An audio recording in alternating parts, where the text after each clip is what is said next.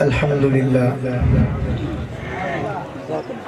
الحمدللہ وحدہ والصلاة والسلام على من لا نبی بعد ولا رسول بعده ولا رسالة بعد ونشهد أن سيدنا ومولانا محمدا عبده ورسوله أما بعد فأعوذ بالله من الشيطان الرجيم بسم الله الرحمن الرحيم وما آتاكم الرسول فخذوه وما نهاكم عنه فانتهوا واتقوا الله إن الله شديد العقاب صدق الله العظيم۔ اے دل اگر ہے تجھ کو محبت رسول کی، اے دل اگر ہے تجھ کو محبت رسول کی، شیوا بنا اپنا اطاعت رسول کی۔ بس اور کوئی خواہش اور حسرت ہی نہیں مجھے، بس اور کوئی خواہش اور حسرت ہی نہیں مجھے، اے اللہ دے دے مجھے الفت رسول کی۔ تمام احباب ذوق، محبت اور عقیدت کے ساتھ درود پاک پڑھیں۔ اللہم صلی علی محمد وعلی آل محمد کما صلیت علی ابراہیم وعلی آل ابراہیم انکا حمید مجید۔ اللہم بارک علی محمد وعلی آل محمد کما بارکت علی ابراہیم وعلی آل ابراہیم انکا حمید مجید۔ واجب الاحترام قابل قدر حضرات علماء کرام، طلباء عزیز اور میرے سامعین محترم، سیرت کمیٹی اور انجمن تاجران کے زیر اہتمام آج کی یہ خوبصورت عظیم الشان بابرکت بارونق محفل و مجلس جو ذکر میلاد مصطفیٰ صلی اللہ علیہ وسلم کے پاکیزہ عنوان سے معنون ہے، رب ذوالجلال آج کی اس بابرکت مجلس و محفل کو اپنی بارگاہ عالیہ میں قبول و منظور فرمائے۔ منتظمین اور اہتمام کرنے والوں کو اللہ جزائے خیر عطا فرمائے، اور ہم سب کے لیے، سننے سنانے والوں کے لیے دنیا اور آخرت میں خیر کا ذریعہ بنائے۔ میرے دوستوں، میرے احباب اور میرے دوستوں نے مجھے حکم فرمایا کہ آپ نے اس بابرکت مجلس میں حاضری ضرور دینی ہے۔ ان کے حکم پر میں نے قرآن و حدیث اور اپنے اکابر و مشائخ کی کتب کا دیے گئے اسی عنوان کی مناسبت سے ایک مواد تیار کیا، ایک بیان اپنے ذہن میں بٹھایا کہ چلو اس نسبت سے محبوب کا تذکرہ ہوگا، آقا کی ولادت کا تذکرہ ہوگا، شاید ہمارے لیے یہی بیٹھنا سننا، آقا کی ولادت کو بیان کرنا آخرت میں شفاعت کا ذریعہ بنے۔ لیکن جو ہی میں اس پنڈال میں داخل ہوا، اور میری نظر اسٹیج پہ پڑی، ارد و گرد میں نے دیکھا تو میرا وہ مواد ذہنوں سے اٹھنے لگا، خیالات بدلنے لگے، اور دل و دماغ میں ایک درد پیدا ہونے لگا۔ وہ کیا؟ آپ بھی سوچنے پہ مجبور ہو جاؤ گے، آپ بھی سوچ رہے ہوں گے، سہم گئے ہوں گے کہ آخر کیا وجہ تھی، کیا سبب تھا کہ جب بھی جلسے میں آئے دل و دماغ بدل گیا، ذہن بدل گیا، بیان بدل گیا، مواد بدل گیا۔ وجہ اور سبب کیا ہے؟ اس سے پہلے کہ میں آپ کے سامنے اپنا درد دل بیان کروں، اس سے پہلے کہ میں آپ کے سامنے ایک حقیقت بیان کروں، حقیقت سے پہلے اور درد دل سے پہلے میں آپ سے دو سوال کرنا چاہتا ہوں۔ میرے ارد گرد میرے علماء موجود ہیں، سامنے علماء موجود ہیں، قراء موجود ہیں، پڑھا لکھا طبقہ موجود ہے۔ سوال کرنا میرا کام ہے اور جواب دینا آپ کا۔ اللہ نے آپ کو شعور دیا ہے، فہم دی ہے، سمجھ دی ہے، فراست دی ہے۔ میرا سوال کیا ہے؟ میرے دوستو توجہ میری طرف کرنا۔ لوگ آتے رہیں گے، جاتے رہیں گے، آپ جس مقصد کے لیے آئے ہیں اس مقصد کو پورا کریں۔ میرا ایک سوال جو سب سے پہلے میں آپ سے سوال کرنا چاہتا ہوں، وہ سوال یہ ہے، ایک مسافر دور دراز علاقے سے سفر کر کے آیا، ملتان سے سفر کر کے آیا، لاہور سے سفر کر کے آیا، کراچی سے سفر کر کے آیا، ہتیجی میں پہنچا، آگے اس نے دیہات کا سفر کرنا ہے، رات کا اندھیرا ہے، اندھیرا چھایا ہوا ہے۔ اس مسافر نے اس اندھیرے میں سفر کرنا ہے، لیکن جس طرف وہ رات کے اندھیرے میں سفر کر رہا ہے وہ راستہ بڑا خطرناک ہے، وہ راستہ بڑا خطرناک ہے۔ آگے گڑھے ہیں، آگے دشمن ہے، آگے درندے ہیں۔ اگر یہ مسافر اس راستے پہ جائے گا، اس اندھیرے میں جائے گا، یقیناً دشمن حملہ کر دے گا، درندے حملہ کر دیں گے، گڑھے میں گر جائے گا۔ لیکن اسی راستے کے ایک کنارے پہ ایک مقامی آدمی کھڑا ہے، راستہ جاننے والا کھڑا ہے، اس کو پتا ہے یہ انجان ہے، یہ مسافر ہے، جس راستے پہ جا رہا ہے خطرناک راستہ ہے، دشمنوں کا راستہ ہے، درندوں کا راستہ ہے۔ تو اس جاننے والے کو بتانا چاہیے یا نہیں بتانا چاہیے؟ بات سمجھ آ رہی ہے؟ جس کو سمجھ آ رہی ہے وہی میرے سوال کا جواب دے دے۔ اس کو، اس آدمی کو بتانا چاہیے یا نہیں بتانا چاہیے؟ کیا بتانا چاہیے؟ بابا اس راستے پہ نہ جاؤ، آگے دشمن ہے، آگے خطرہ ہے، آگے درندے ہیں۔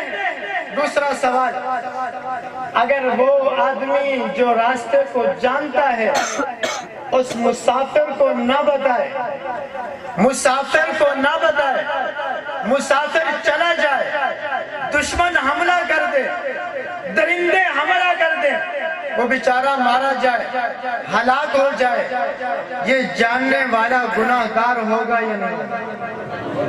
جی وہ کیا ہوگا؟ گناہگار ہوگا۔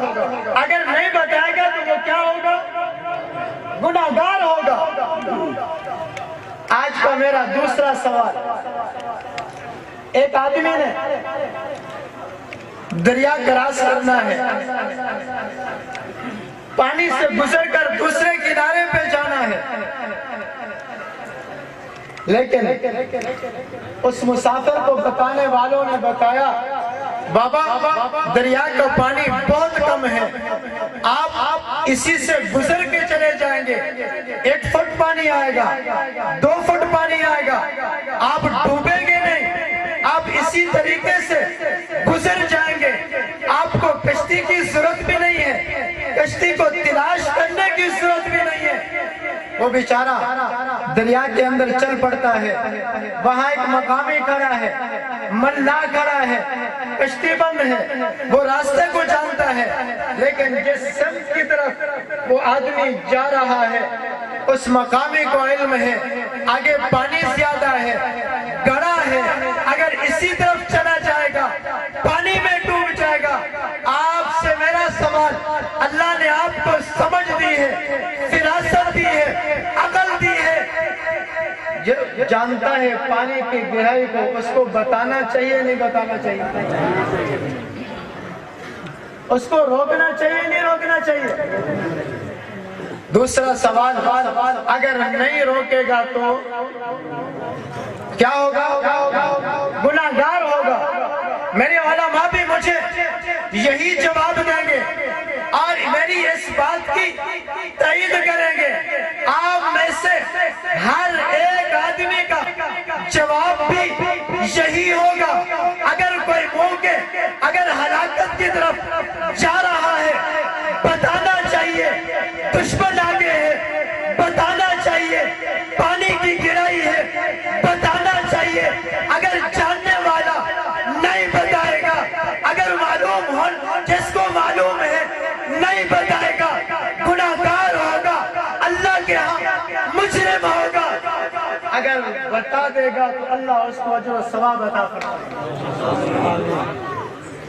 اسی سوال و جواب کے بعد اللہ نے اس محفل میں آنے کے بعد میرے دل میں اللہ نے یہ بات ڈالی، آج ہم اس محفل ذکر میلاد مصطفیٰ صلی اللہ علیہ وسلم کے اندر جمع ہیں، آقا کی ولادت کو سننے کے لیے، آقا کے تذکرے کو سننے کے لیے، آقا کی عظمت کو سننے کے لیے، آقا کی شان کو سننے کے لیے، جہاں ہم رحمتوں والے کام کر رہے ہیں، برکتوں والے کام کر رہے ہیں، رحمت کے اترنے والے کام کر رہے ہیں۔ معذرت کے ساتھ ایک جملہ محبوب کی فرمانی میں آپ حضرات کے سامنے ذکر کر رہا ہوں، وہیں پر ہم رحمت سے دوری والے کام بھی کر رہے ہیں۔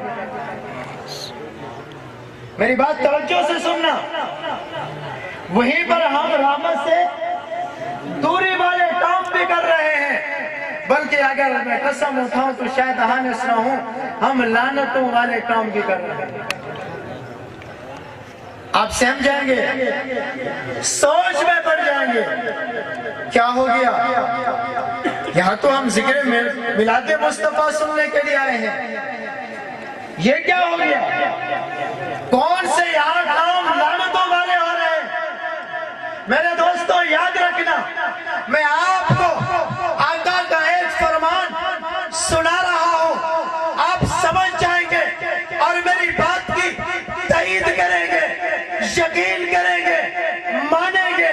میرے محبوب کا فرمان جو بخاری شریف میں بھی موجود ہے، میرے محبوب کا فرمان جو مسلم شریف میں بھی موجود ہے، میرے محبوب کا فرمان جو مشکوٰۃ شریف کے اندر بھی موجود ہے، میرے محبوب نے فرمایا قال النبی صلی اللہ علیہ وسلم ان الملائکۃ لا تدخل بیتا فیہ سورۃ، ان الملائکۃ لا تدخل بیتا فیہ سورۃ، ان الملائکۃ لا تدخل بیتا فیہ سورۃ۔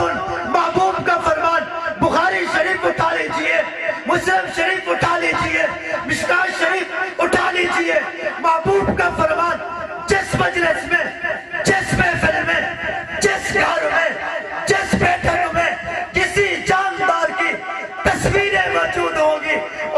محفل میں اللہ کی رحمتیں نہیں اللہ کی لعنتیں برسیں۔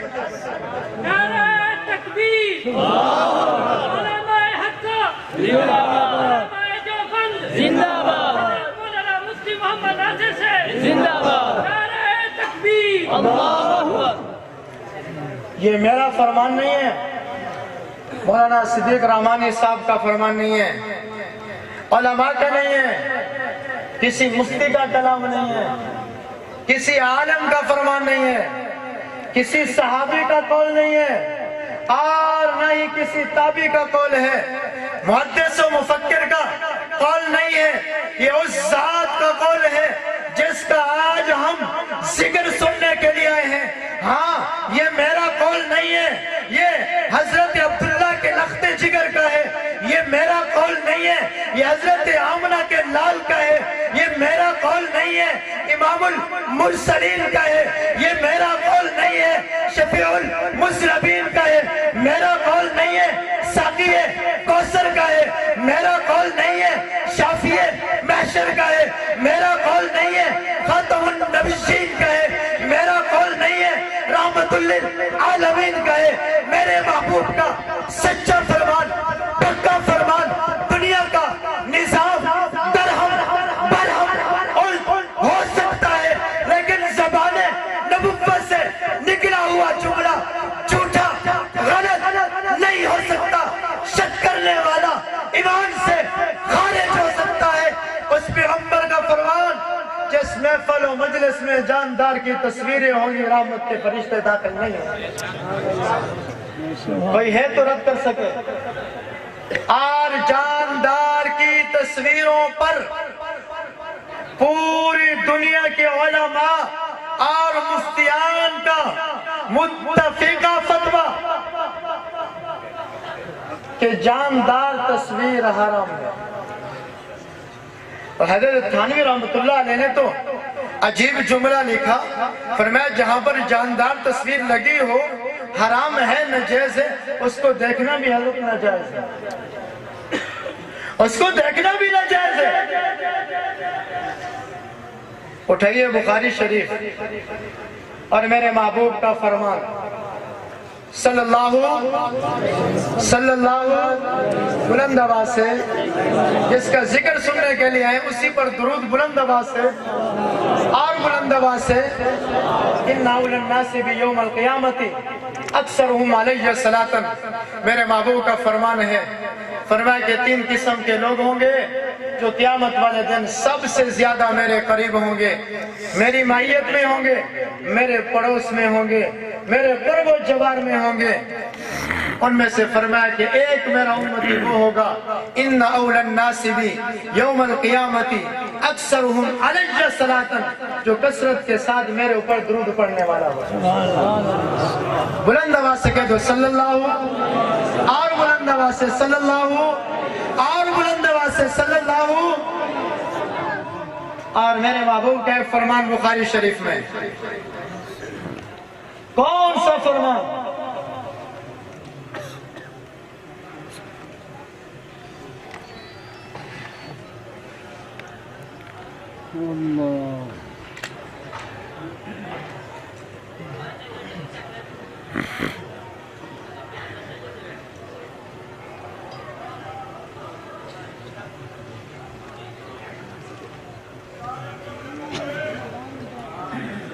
میں آپ کو ایک دوسرا فرمان محبوب پیغمبر صلی اللہ علیہ وسلم، توجہ ہے بھائی، بات سمجھ آ رہی ہے؟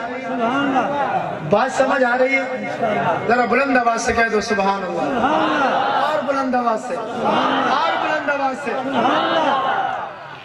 محبوب کا دوسرا فرمان، اشد الناس عذابا یوم القیامت المصبرون، اور دوسری روایت میں اشد الناس عذابا عند اللہ المصبرون۔ محبوب پیغمبر صلی اللہ علیہ وسلم کا فرمایا سب سے زیادہ قیامت والے دن سب سے زیادہ سخت عذاب اسی کو ہوگا جو تصویر بنانے والا ہے، تصویر بنوانے والا۔ اور آپ کے ذہنوں میں ایک سوال آ رہا ہوگا، میں اس کا جواب پہلے ہی دے دوں۔ آپ کا سوال ہوگا کہ بڑے بڑے حضرات تصویریں بنواتے ہیں، موبائل تو آج کل دور ہے، ہر ایک کی موبائل ویڈیو بنتی ہیں، تصویریں بنتی ہیں، تو یہ تو بڑے بڑے مفتیان علماء بھی بنواتے ہیں۔ میرے دوستو، جہاں تک تعلق ہے موبائل کی تصویر کا، موبائل کی تصویر کا، اس میں اکابرین مفتیان کا اختلاف ہے۔ کس چیز پر؟ کہ آیا کہ یہ موبائل کی تصویر اصل تصویر ہے یا عکس ہے؟ اصل تصویر کے حکم میں ہے جو آپ کے سامنے لگی نظر آ رہی ہوگی، جس کی وجہ سے آج میرا موضوع ہی بدل گیا۔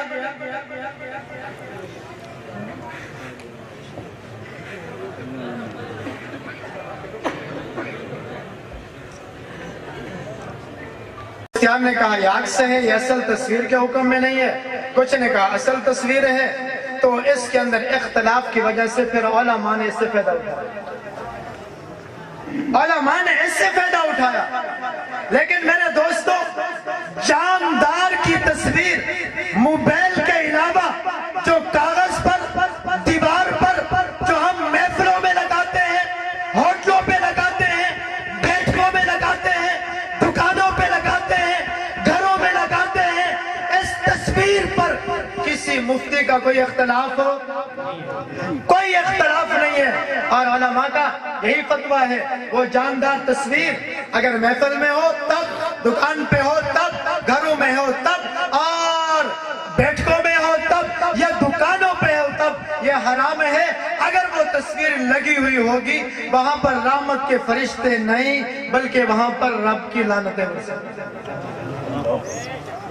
اس لیے محبوب نے کیا فرمایا؟ اشد الناس عذابا عند اللہ المصور۔ اور اللہ رب العزت نے قرآن مجید میں کیا حکم فرمایا؟ وما آتاکم الرسول فخذوہ، جو تمہیں رسول دے دے اس کو لے لو، اس پہ عمل کر لو، جس سے روک دے اس سے رک جاؤ۔ جب اللہ کے رسول صلی اللہ علیہ وسلم نے ہمیں جاندار کی تصویروں سے منع فرما دیا، ہے ہی حرام، ہے ہی نجاس، پھر کوئی دین مذاق نہیں ہے، شریعت کوئی مذاق نہیں ہے، اسلام کوئی مذاق نہیں ہے۔ جس کی مرضی آئے اسی طرح عمل کرتا رہے، اپنی خواہشات پہ چلتا رہے۔ اصل امتی وہی ہے جو اپنے محبوب کے فرامین کے اوپر چلنے والا، اپنے محبوب کی سنتوں کو اپنانے والا ہے۔ اور میں نے یہ جملہ کیوں کہا؟ ابھی کچھ دن ہم پہلے بخاری شریف میں حدیث پڑھ رہے تھے، یا مشکات شریف میں اللہ کے رسول صلی اللہ علیہ وسلم نے فرمایا، من رعا منکم منکرن فلیغیرہ بیدی فإن لم یستطع فبلسانہ فإن لم یستطع فبقلبہ وذلک اضعف الایمان، او کما قال علیہ الصلوۃ والسلام۔ اللہ کے محبوب صلی اللہ علیہ وسلم کا فرمان علماء کے لیے، مبلغین کے لیے، فرمایا کہ جب کسی جگہ پر، کسی مجلس میں، کسی محفل میں اگر کوئی برا کام دیکھو، کوئی بری بات دیکھو، اگر طاقت ہے، ہمت ہے، جرأت ہے، اللہ نے تمہیں ہمت دی ہے، ہاتھ سے برائی سے روکو، ہاتھ سے برائی کو ختم کر دو۔ اگر ہاتھ سے طاقت نہیں ہے تو پھر اپنی زبان سے برائی کو بیان تو کر دو، پھر برائی سے روکو تو صحیح۔ ہمارے پاس تو طاقت نہیں ہے، ہم تو کمزور ہیں، لیکن اللہ نے اگر اس منصب پہ بٹھایا ہے تو زبان سے حق بیان کرنے کے اللہ نے طاقت دی ہے، کہہ دیا ہے۔ جانداروں کی تصویریں اگر اچھی مجلسوں میں ہوں، اچھی محفلوں میں ہوں، اگرچہ قرآن و حدیث بیان ہو رہا ہو، وہ جاندار کی تصویریں حرام ہیں، ناجائز ہے۔ اور میرے دوستو، دین خواہشات کا نام نہیں ہے، دین منمانی کا نام نہیں ہے، دین شہرت کا نام نہیں ہے۔ اور ایک عظیم بادشاہ کا آخر میں واقعہ سنا کے، میرا یہ موضوع نہیں تھا، بس آتے ہی بدل گیا۔ کیا؟ شاہ ہند جہانگیر رحمت اللہ علیہ، بڑے عظیم سلطنت کے بادشاہ گزرے ہیں، جرأت والے۔ ان کی بیوی ملکہ نور جہاں ایک دن کسی شاہ ہند کی خدمت میں آئی اور کہا کہ فلاں میرا رشتہ دار ہے، فلاں میرا دوست ہے، فلاں میرا تعلق والا ہے، فلاں میرا قریبی ہے، فلاں فلاں فلاں سے میرے تعلقات ہیں، اس کا یہ جو کام ہے یہ کام کر۔ بیوی کہہ رہی ہے باس شاہ ہند کے بادشاہ کو، جہانگیر رحمت اللہ علیہ کو، یہ میرا کام کر دو۔ جب بادشاہ نے اس کام کو دیکھا تو وہ کام قرآن و سنت کے خلاف تھا، وہ کام ناجائز تھا۔ بیوی تھی، محبت تھی، پیار تھا، ایک دن ٹالا، کچھ دنوں کے بعد دوبارہ آئی، پھر ٹالا، تیسرے دن آئی، دوبارہ ٹالا، کچھ وقت گزرا، جب بیوی نے تنگ کیا تو اس بادشاہ نے، جہانگیر رحمت اللہ علیہ نے بڑا عجیب جملہ کہا، بیوی کو مخاطب کر کے کہا، ٹھیک ہے تو میری بیوی ہے، ٹھیک ہے مجھے تجھ سے محبت ہے، پیار ہے، میری تو عزت ہے، لیکن یہ تیرا کام قرآن کے بھی خلاف ہے، تیرا کام سنت کے بھی خلاف ہے، تیرا کام شریعت کے بھی خلاف ہے، تیرا کام اسلام کے بھی خلاف ہے۔ سن بیوی اپنی جگہ، پیار اپنی جگہ، محبت اپنی جگہ، عزت اپنی جگہ، جانا متو دل دادم نہ کہیں ماں، جانا متو دل دادم نہ کہیں ماں، جانا متو دل دادم نہ کہیں ماں۔ میں قرآن و سنت کے خلاف تیرا کام نہیں کر سکتا، میں نے محبت کے لیے تجھے دل دیا ہے، ایمان نہیں دیا، محبت کے لیے دل دیا ہے، ایمان نے دیا۔ ہم نے کام وہ کرنے ہیں میرا اللہ راضی ہو جائے، میرا محبوب راضی ہو جائے، ہم نے کسی کو راضی نہیں کرنا، ہم نے اللہ کے رسول کو ان کی اطاعت کو دیکھنا ہے، ہم نے لوگوں کو جواب نہیں دینا، ہم نے لوگوں کی خواہشات پہ نہیں چلنا، ہم نے آخرت میں بھی اپنے اللہ کے رسول کو جواب دینا ہے۔ وآخر دعوانا الحمدللہ۔